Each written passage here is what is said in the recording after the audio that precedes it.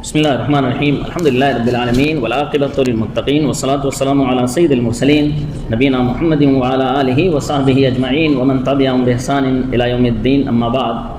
محترم سامعین کرام، آج کا جو خطبہ ہوا ہے بڑی عظیم الشان صورت کے تعلق سے ہوا ہے۔ ہم سب کو اس صورت کی فضیلت اور اس کی اہمیت کو سمجھنا چاہیے اور تھوڑی دیر کے لیے ہم لوگوں کو اپنا وقت دینا چاہیے۔ میرے محترم سامعین کرام، ہمیں معلوم ہونا چاہیے کہ وہ اللہ رب العالمین کی صفت ہے، توحید و ایمان کو جامع کرنے والی چیز ہے، اور وہ ہے سورہ اخلاص۔ اور سورہ اخلاص کا جو نام رکھا گیا ہے کیونکہ یہ اللہ رب العالمین کی صفات کو خالص کرنے والی ہے اور اللہ رب العالمین کو ہر عیب سے پاک کرنے والی ہے۔ اس کی بنیاد توحید خالص پر رکھی گئی ہے، اور جو شخص اس پر ایمان و یقین رکھتا ہے اس کو قیامت کے دن یہ نجات دلانے والی ہے، اور جو شخص اس پر ایمان رکھتا ہے اس کو شرک سے پاک کرنے والی ہے۔ علامہ ابن القیم رحمہ اللہ فرماتے ہیں فی اسم اللہ الصمد کہ اللہ رب العالمین کے نام الصمد کے اندر اثبات الکمال، اللہ رب العالمین کی کمال کی بے نیازی کو ثابت کرنا ہے۔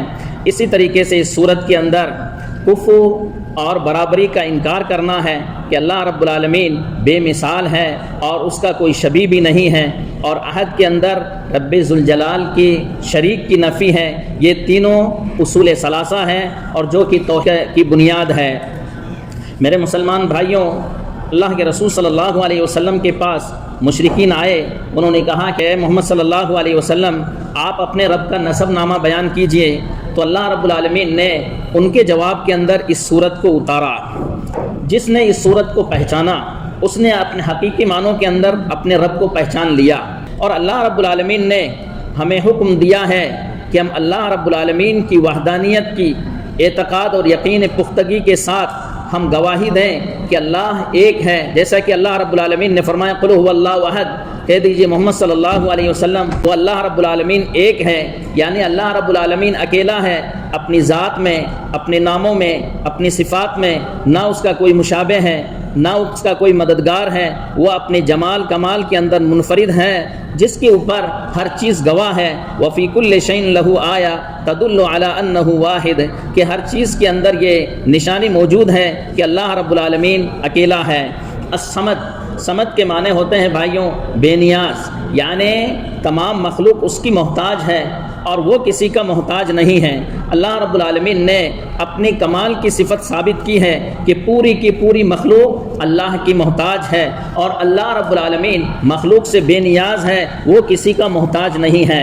پھر اللہ رب العالمین کی صفات میں سے یہ صفت بھی ہے اس صورت کے اندر لم یلد، کہ اللہ رب العالمین نے کسی کو نہیں جنا ہے، کیونکہ لڑکا باپ کے مشابہ ہوتا ہے، باپ کے جز سے مشتق ہوتا ہے، اور باپ کو لڑکے کی ضرورت پڑتی ہے، باپ لڑکے کا محتاج ہوتا ہے، اس لیے اللہ رب العالمین نے اولاد کی نفی کی، اور اللہ رب العالمین لوگوں کی ضروریات سے بے نیاز ہے۔ ہم کو یہ بھی معلوم ہونا چاہیے کہ اللہ رب العالمین کا نہ کوئی اولاد ہے، نہ اس کا کوئی شریک ہے، نہ کوئی اس کا مددگار ہے۔ وَقُلِ الْحَمْدُ لِلَّهِ الَّذِي لَمْ يَتَّخِذْ وَلَدًا وَلَمْ يَكُنْ لَهُ شَرِيكٌ فِي الْمُلْكِ وَلَمْ يَكُنْ لَهُ وَلِيٌّ مِّنَ الذُّلِّ، کہہ دیجئے محمد صلی اللہ علیہ وسلم تمام تعریفیں اس اللہ رب العالمین کے لیے ہے جس نے نہ کوئی اولاد اختیار کی، نہ اس کا کوئی شریک ہے اس کے ملک کے اندر، اور نہ ہی کمزوری کی بنا پر کوئی اس کا مددگار ہے۔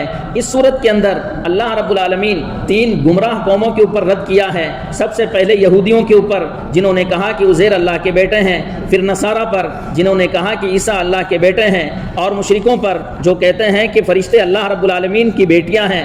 اللہ رب العالمین نے ان کے اس شرک سے اپنے آپ کو بری کرتے ہوئے یہ صورت اتاری کبرت کلمۃ تخرج من افواہہم یقولون الا کذبا، کتنی بری بات ہے جو یہ اپنی زبانوں سے نکالتے ہیں، یہ سوائے جھوٹ کے اور کچھ بھی نہیں بولتے ہیں۔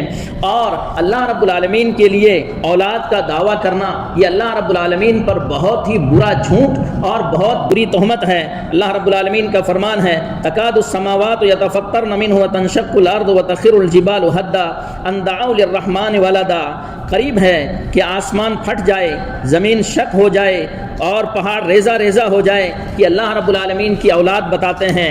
اللہ رب العالمین نے اس صورت کے اندر اپنی صفت یہ بھی بیان کی ولم یولد، کہ اللہ رب العالمین جنا نہیں گیا ہے، کیونکہ جو بھی چیز پیدا ہونے والی ہے وہ عدم وجودگی کے بعد میں اس کا وجود ہوتا ہے، اور ہر پیدا ہونے والی چیز مرنے والی ہے، جبکہ اللہ رب العالمین ہمیشہ سے ہے، ہمیشہ باقی رہنے والا ہے، وہ کبھی مرنے والا نہیں ہے، نہ اس پر کبھی زوال آنے والا ہے۔ هو الاول الذي ليس قبله شيء، اللہ رب العالمین تو اتنا پہلے ہے کہ اس سے پہلے کوئی چیز نہیں ہے، اور ہر چیز کے فنا ہونے کے بعد بھی اللہ رب العالمین کی ذات باقی رہنے والی ہے۔ کل من علیہا فان ویبقى وجہ ربک ذو الجلال والاکرام، کہ زمین کے اوپر جو کچھ ہے سب کے سب فنا ہونے والی ہے، لیکن تمہارے پروردگار کی ذات جو ذوالجلال والاکرام چہرے کی صفت سے متصف ہے وہ ہمیشہ ہمیشہ باقی رہنے والی ہے۔ پھر اللہ رب العالمین نے اس صورت کو ختم کیا وَلَمْ يَكُنْ لَهُ كُفُوًا أَحَدٌ، کہ اللہ رب العالمین کی طرح اللہ رب العالمین کی شبیہ اور اللہ رب العالمین کی مثال کوئی چیز نہیں ہے۔ پھر اللہ رب العالمین نے فرمایا لَيْسَ كَمِثْلِهِ شَيْءٌ وَهُوَ السَّمِيعُ الْبَصِيرُ، اللہ رب العالمین کی طرح کوئی چیز نہیں ہے، وَهُوَ السَّمِيعُ الْبَصِيرُ، سننے والا اور دیکھنے والا ہے۔ اور میرے بھائیوں، ہمیں معلوم ہونا چاہیے کہ جو آدمی بھی اس صورت سے محبت کرتا ہے اللہ رب العالمین اس سے محبت کرتا ہے۔ صحابہ اکرام میں سے ایک صحابی جو ہیں لوگوں کو نماز پڑھاتے تھے اور قل هو اللہ احد سے جو ہے اپنی رکعت کو ختم کرتے تھے۔ اللہ کے رسول صلی اللہ علیہ وسلم کے پاس لوگوں نے شکایت کی کہ یہ صحابی جو ہیں ہر رکعت کے اندر جو ہے قل هو اللہ احد کے ذریعے اس کو ختم کرتے ہیں۔ تو اللہ کے رسول صلی اللہ علیہ وسلم نے فرمایا کہ اس سے پوچھو کہ یہ ایسا کیوں کرتے ہو۔ تو لوگوں نے پوچھا کہ تم ایسا کیوں کرتے ہو، تو انہوں نے جواب دیا کہ اللہ رب العالمین کی صفت ہے اور میں چاہتا ہوں کہ اللہ رب العالمین کی صفت کی تلاوت کروں۔ تو اللہ کے رسول صلی اللہ علیہ وسلم نے فرمایا کہ اس سے خبر دے دو ان اللہ یحبہ، اللہ بھی اس سے محبت رکھتا ہے۔ اور اس صورت کی بڑی فضیلت آئی ہے اور بڑا اجر عظیم ہے اس صورت کی تلاوت کے اوپر۔ مختصر سی صورت ہے۔ اللہ کے رسول صلی اللہ علیہ وسلم نے فرمایا کیا تم میں کا کوئی آدمی رات میں 1/3 قرآن پڑھنے سے کوئی عاجز آ سکتا ہے؟ صحابہ اکرام نے پوچھا کہ اللہ کے رسول صلی اللہ علیہ وسلم کیسے 1/3 قرآن پڑھا جائے؟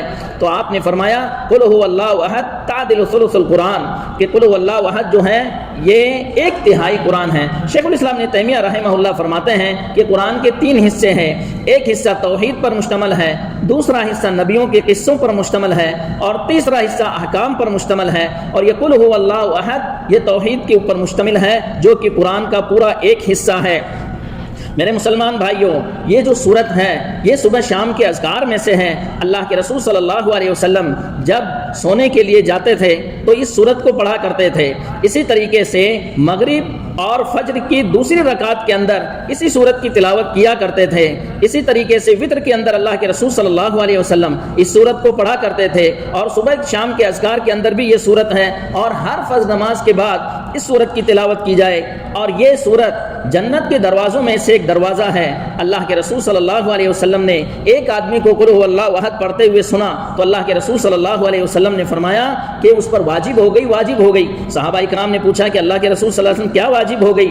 کہے کہ اس کے اوپر جنت واجب ہو گئی۔ اور رسول اللہ صلی اللہ علیہ وسلم نے فرمایا کہ جو شخص 10 مرتبہ قل هو اللہ احد کی تلاوت کرتا ہے اللہ رب العالمین اس کے لیے جنت کے اندر گھر تیار کرتا ہے۔ یہ ایسی صورت ہے بھائیوں کہ اس کے اندر اللہ رب العالمین کی وہ اسماء اور صفات ہے کہ جس کے ذریعے بندہ اگر اللہ رب العالمین سے وسیلہ اختیار کرتا ہے تو اللہ رب العالمین ضرور اس کی دعا کو قبول کرتا ہے۔ اللہ کے رسول صلی اللہ علیہ وسلم نے ایک صحابی کو یہ کہتے ہوئے سنا اللہم انی اسألک بانک انت اللہ الذی لا الہ الا انت الاحد الصمد الذی لم یلد ولم یولد ولم یکن لہ کفوا احد ان تغفر لی، کہ اللہ تو مجھے معاف کر دے، بے شک اللہ تو بخشنے والا مہربان ہے۔ تو رسول اللہ صلی اللہ علیہ وسلم نے فرمایا غفر لہ غفر لہ غفر لہ، 3 مرتبہ فرمایا کہ اللہ نے اس کو معاف کر دیا، اللہ نے اس کو معاف کر دیا، اللہ نے اس کو معاف کر دیا۔ میرے مسلمان بھائیوں، جو آدمی اس صورت کے اوپر غور و فکر کرے گا اس کو یقین ہو جائے گا کہ اللہ رب العالمین اکیلا ہے، وہ کسی کا محتاج نہیں ہے، پوری کی پوری مخلوق اسی کی محتاج ہے۔ لہٰذا میرے مسلمان بھائیوں، اپنا تعلق اسی اکیلے سے لگاؤ اور اپنی پریشانیوں کو اسی کے سامنے رکھو، اور اپنی توحید کو شرک سے پاک کرو، اور لوگوں سے تعلق چھوڑ کر کے صرف اس واحد کی طرف اپنا تعلق لگاؤ۔ اللہ رب العالمین نے فرمایا یا ایھا الناس انتم الفقراء الی اللہ واللہ هو الغنی الحمید، اے لوگو تم سب کے سب اللہ کے محتاج ہو، اللہ بے نیاز ہے اور قابل تعریف ہے۔ اللہ رب العالمین سے دعا ہے کہ اللہ رب العالمین ہمیں اس سورت کی تلاوت کرنے کی توفیق عطا فرمائے، اس کے معنی مفہوم کو سمجھنے کی توفیق عطا فرمائے، اور اللہ رب العالمین ہمیں توحید کے اندر مضبوط بنائے، آمین۔ وآخر دعوانا الحمدللہ رب العالمین، جزاکم اللہ خیرا، والسلام علیکم ورحمۃ اللہ وبرکاتہ۔